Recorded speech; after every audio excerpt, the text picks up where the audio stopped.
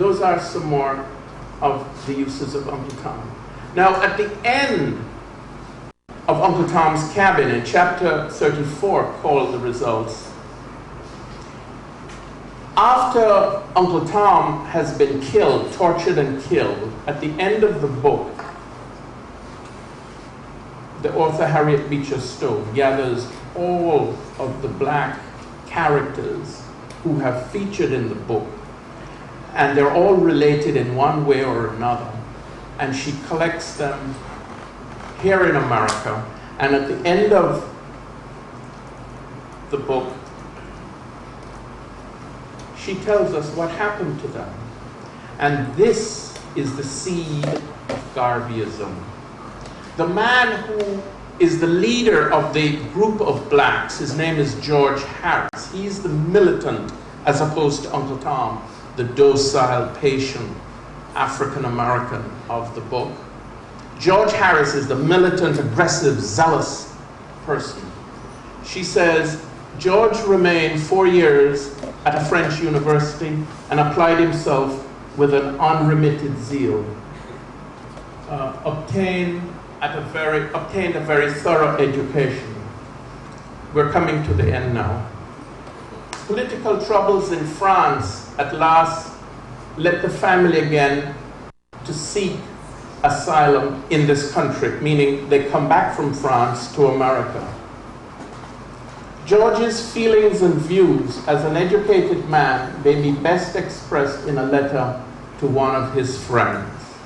Quote, I feel somewhat at a loss as to my true course. True, as you have said to me, I might mingle in the circles of the whites in this country. My shade of color is slight. He was a very light-skinned person. And that of my wife and family scarce perceptible. Well, perhaps on sufferance I might, to tell you the truth. I have no wish to. My sympathies are not for my father's race, but for my mother's. To him I was no more than a fine dog or horse. To my poor heart-broken mother I was a child, and though I never saw her after the cruel sail that separated us till she died, yet I know that she always loved me dearly. I know it by my own heart.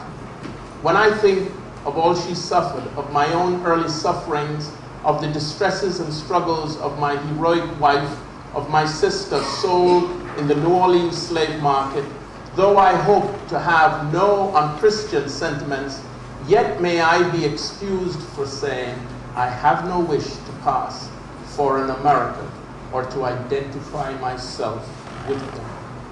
It is with the oppressed, enslaved African race that I cast in my lot, and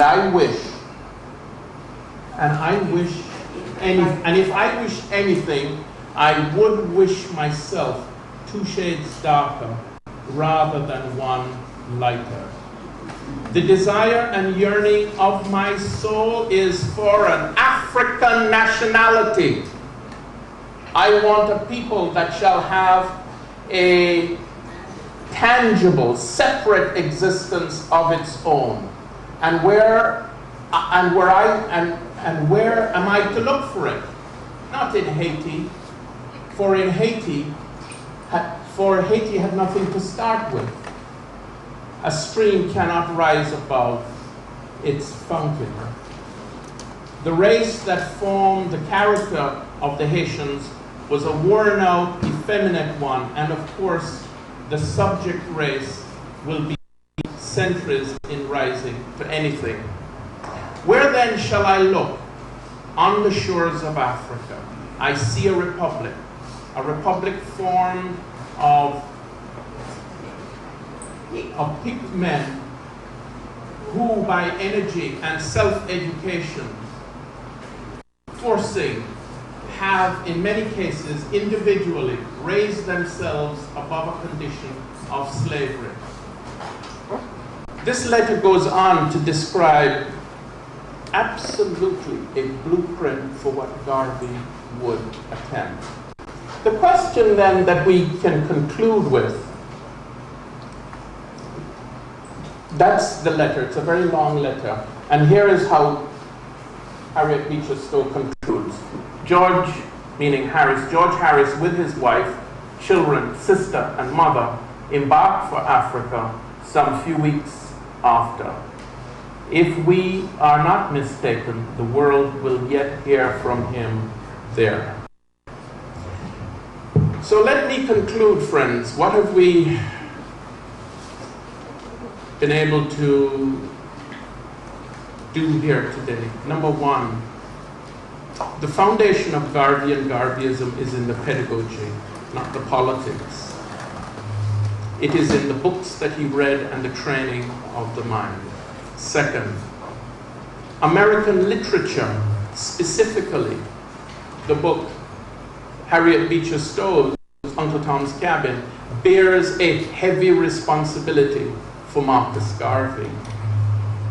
And that being the case, the third point on which I would conclude is that Garveyism is not just the creation of Marcus Garvey, it is a co-creation of Garvey and America. And the fourth and final point is that, in my view, one important reason, though not the only reason, one important reason that Garvey's thought rose to achieve world status, one important reason, though not the only one, why Garvey's thought continues to endure to this day is that it was linked with one of the greatest pieces of literature in modern history, Uncle Tom's Cabin. That is part of why Garvey continues to be so important. Thank you very much.